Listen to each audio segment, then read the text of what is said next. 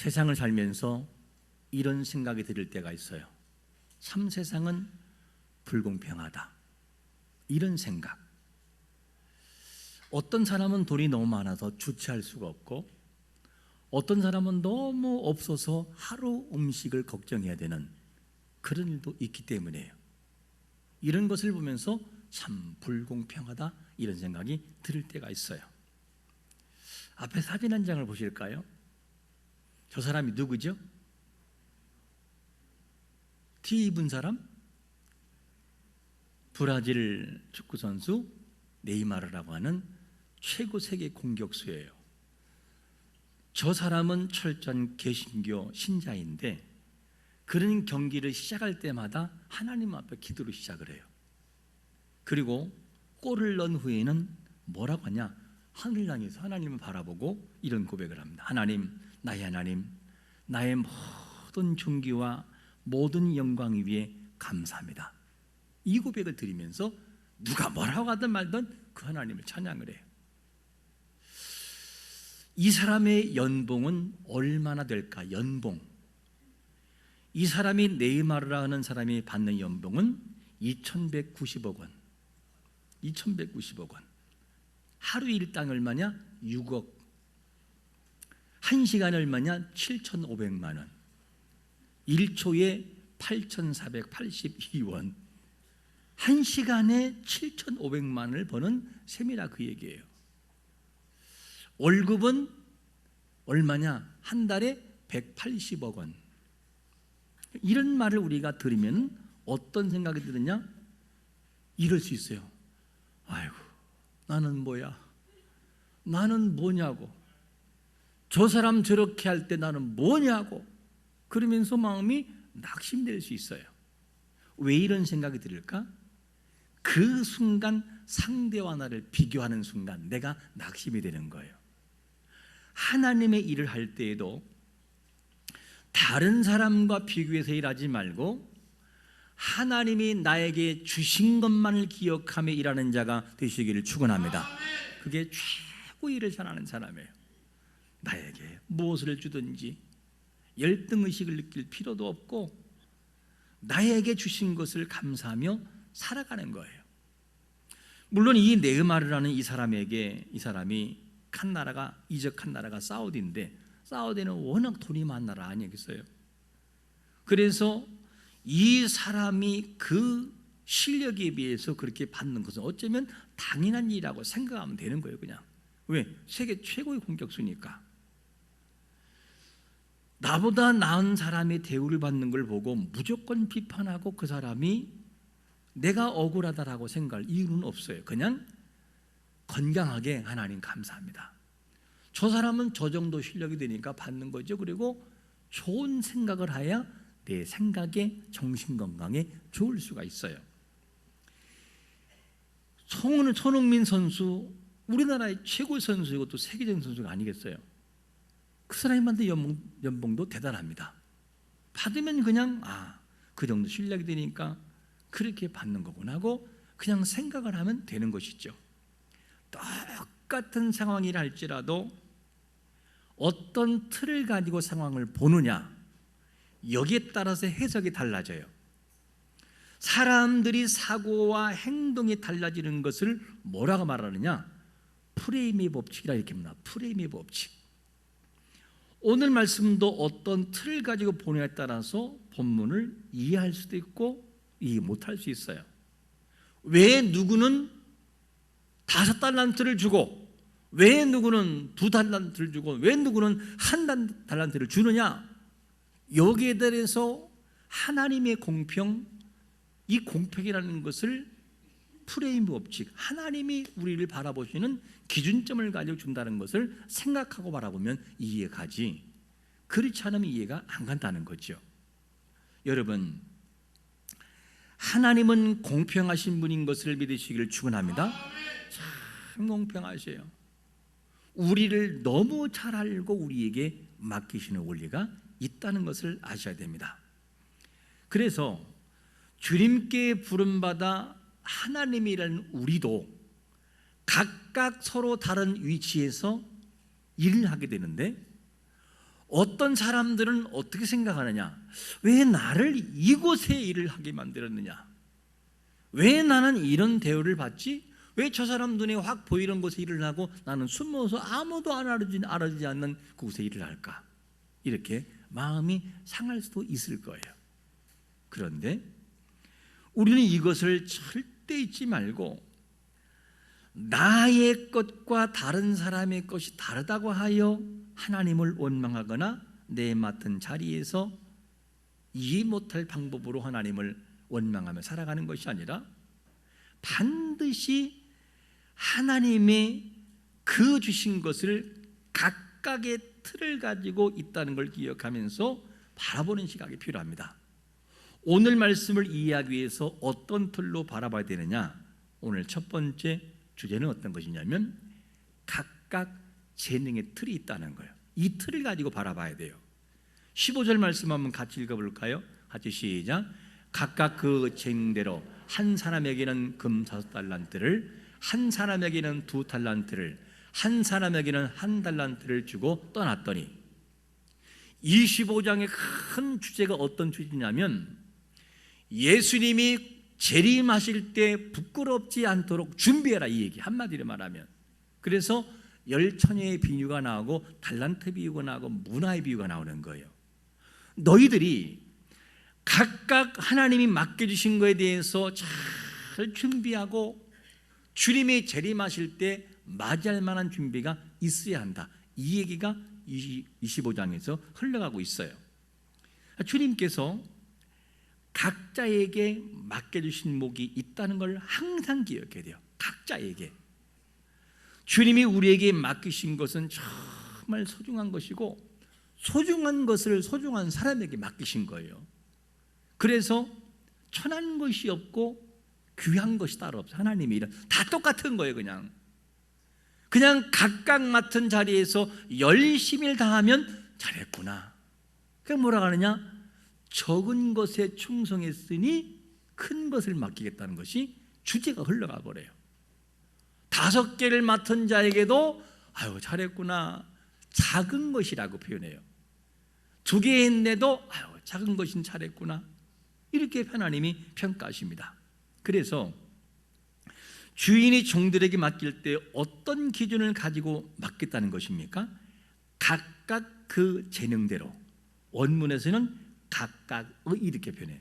각각의. 하나님이 각자에게 필요한 것을 맡기신 것을 믿으시기를 축원합니다. 필요한 걸 맡겼어요. 하나님이 우리에게 맡기실 때 그 재능대로 맡겠다는 원리를 항상 잊지 말고 이 틀을 가지고 일을 해야 됩니다. 원문을 해석하면 그 자신의 능력대로 맡긴 것이지 그냥 준 게 아니에요. 주인은 종들이 감당할 만한 능력을 보시고 맡겼어요.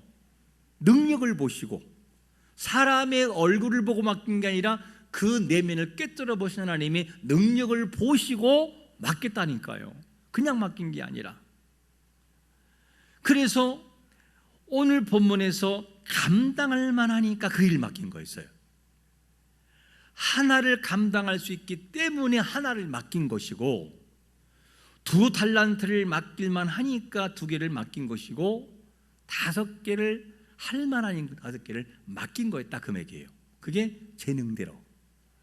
그러므로 하나님이 우리에게 맡기신 것에 대해서 우리의 생각이 아니라 하나님 우리를 바라보시는 프레임의 법칙, 그 사람이 할 만한 능력과 실력과 그만 능력이 되니까 그걸 맡겠다라고 하는 이 원리의 틀이 우리에게 있어야 하나님이 일할 때 낙심하지 않을 수 있어요.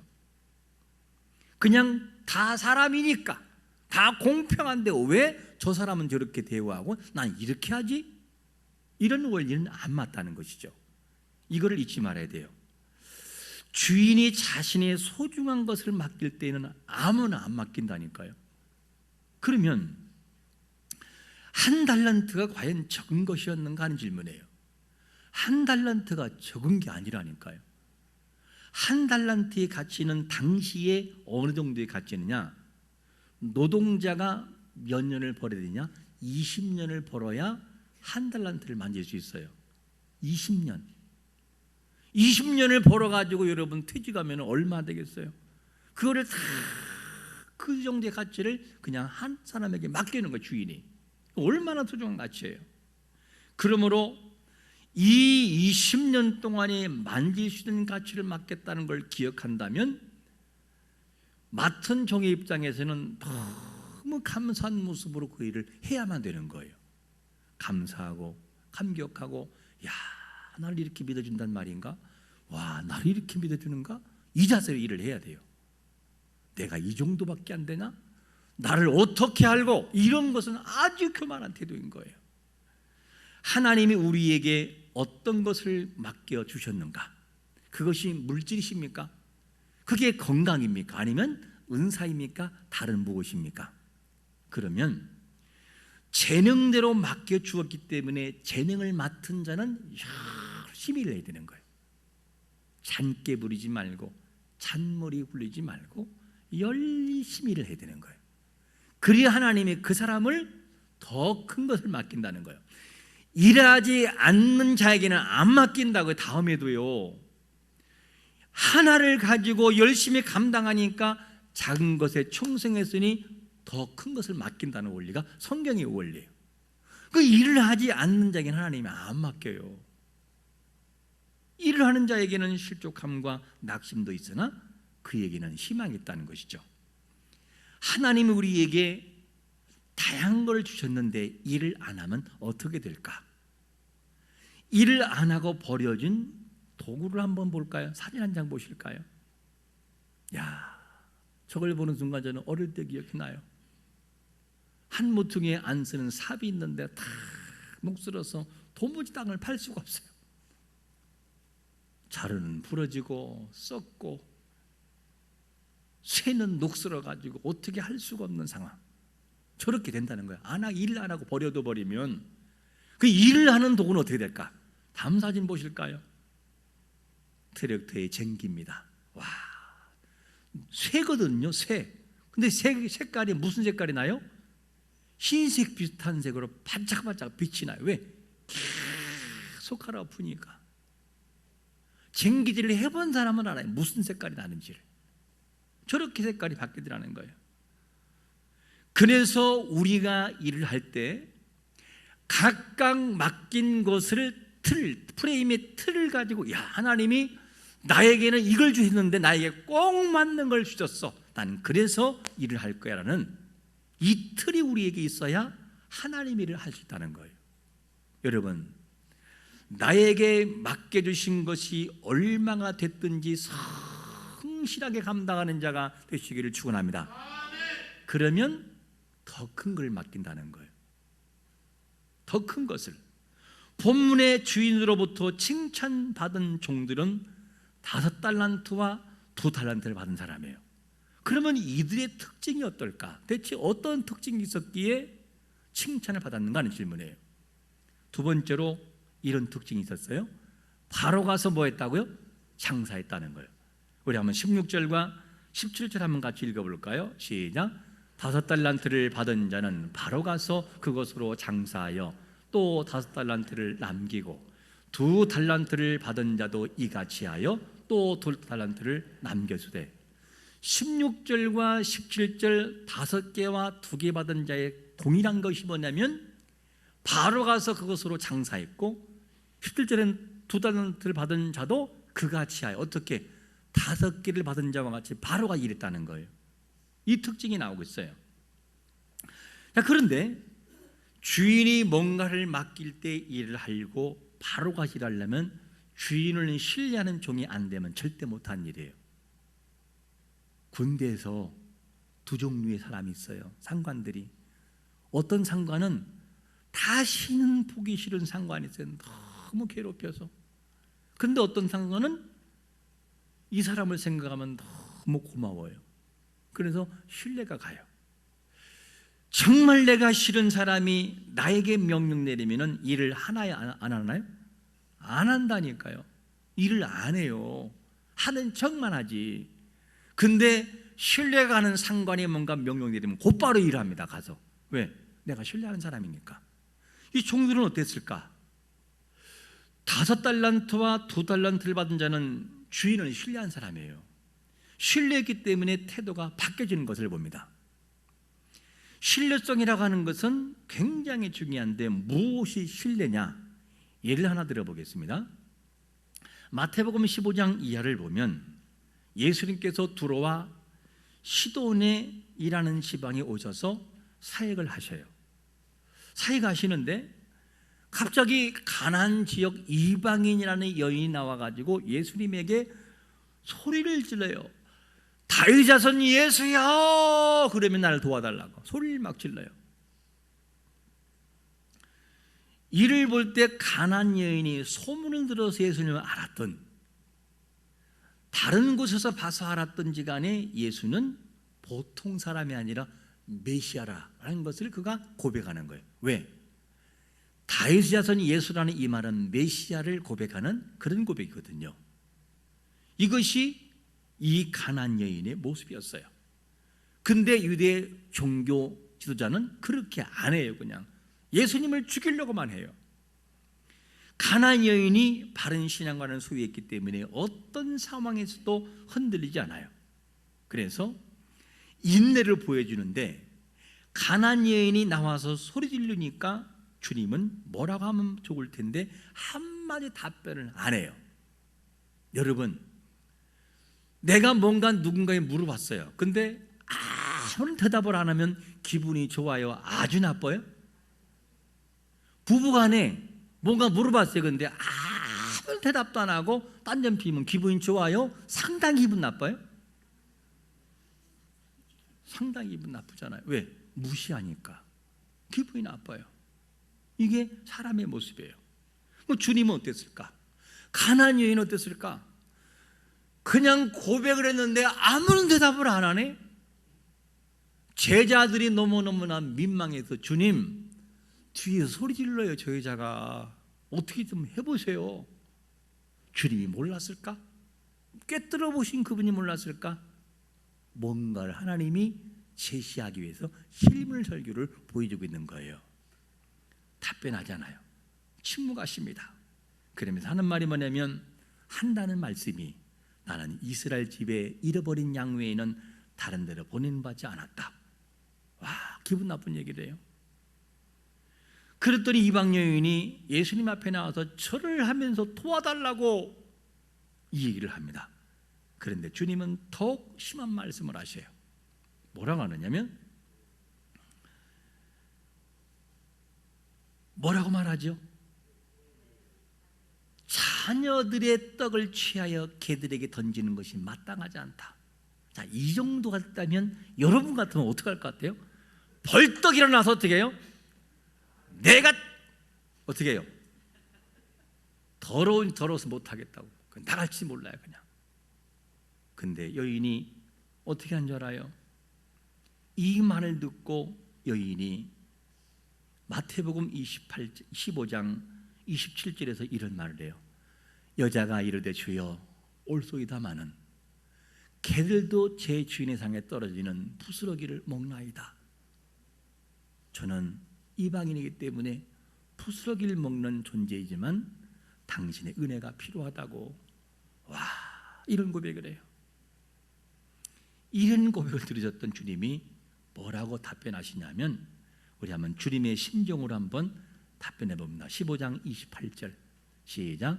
이에 예수께서 대답하여 이르시되 여자여 내 믿음이 크도다.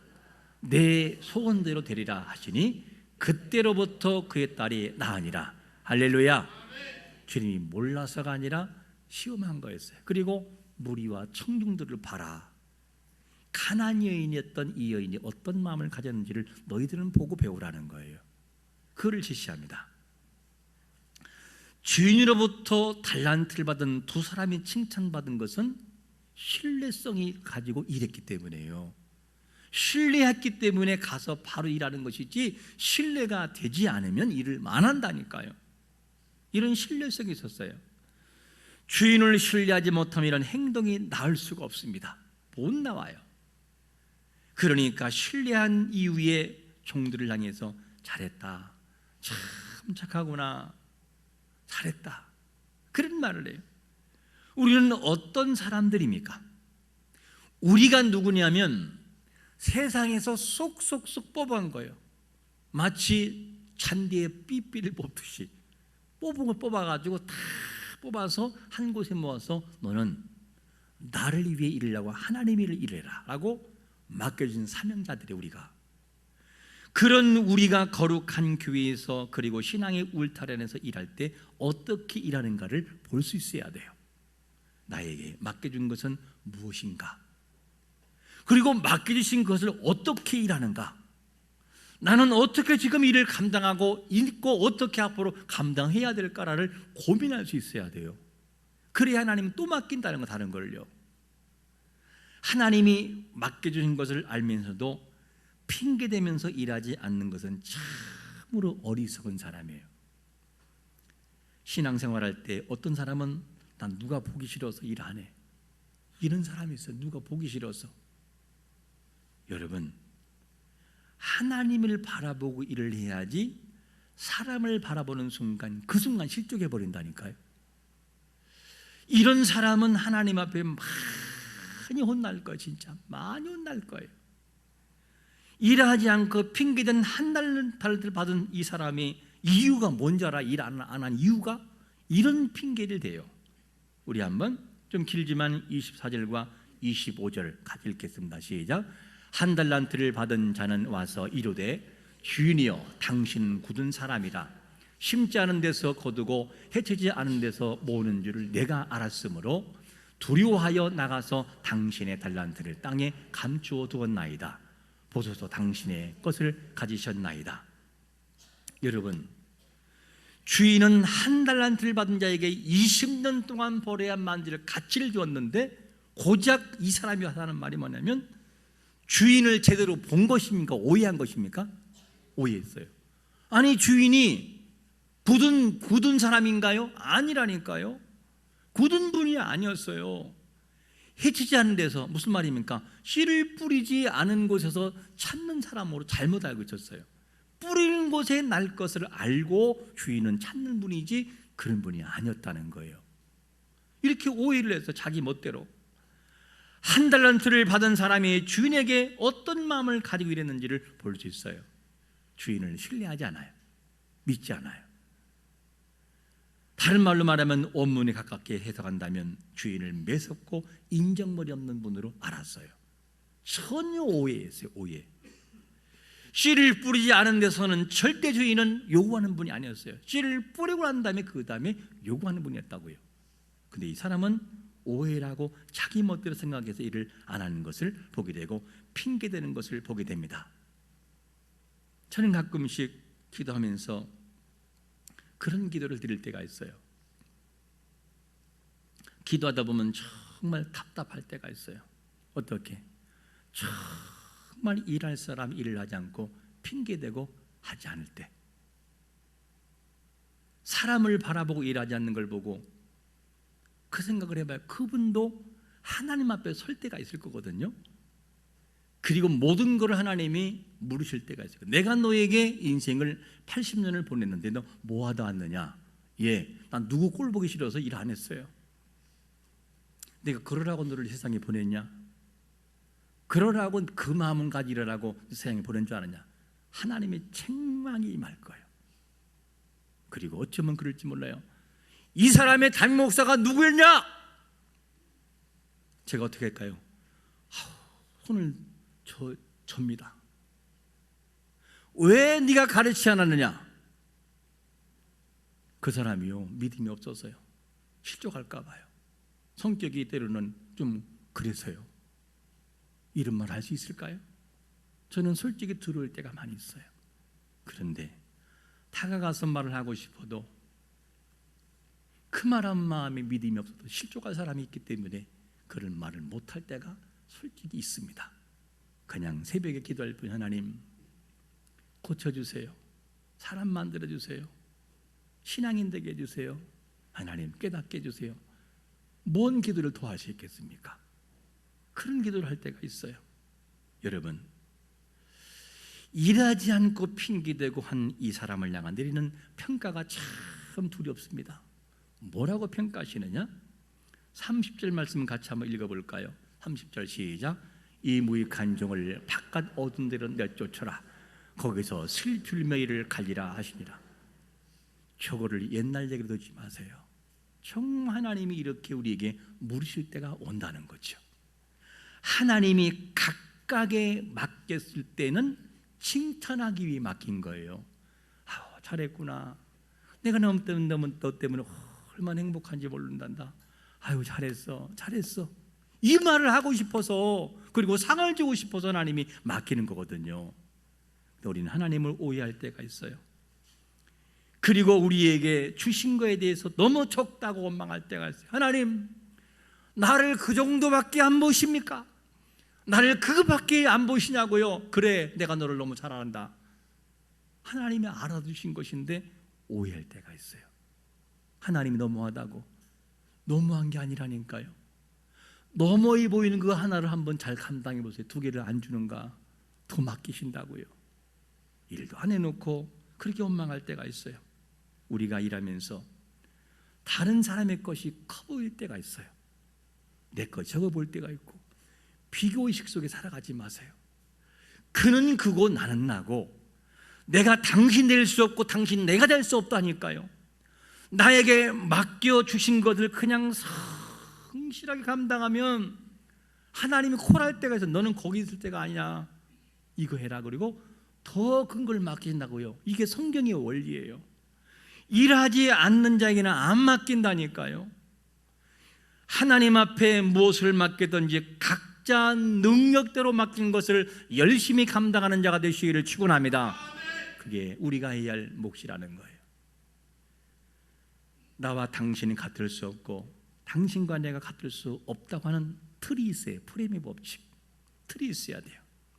오늘 우리가 기억할 말씀, 나에게 주신 것, 나에게 주신 것, 나에게 주신 것이 무엇이든 얼만큼이든 어떤 종류의 것이든지 열심히 성실하게 감당하면 하나님이 또다시 너 거기 있으면 안 돼. 더 맡긴다는 거예요. 이 원리를 기억하고 크고 작음, 높고 낮음의 문제가 아니라는 거죠. 그냥 성실하게 감당하면 잘했구나. 착하고 충성된 종아, 네가 작은 일에 충성하였으니 더 큰 것으로 맡기리라. 이 원리가 우리의 생각의 틀을 바꿔놓고 우리 마음을 바꿔놓아서 행복한 섬김과 행복한 충성이 우리에게 늘 있으시기를 예수 그리스도의 이름으로 축원합니다. 아멘. 우리 한번 기도.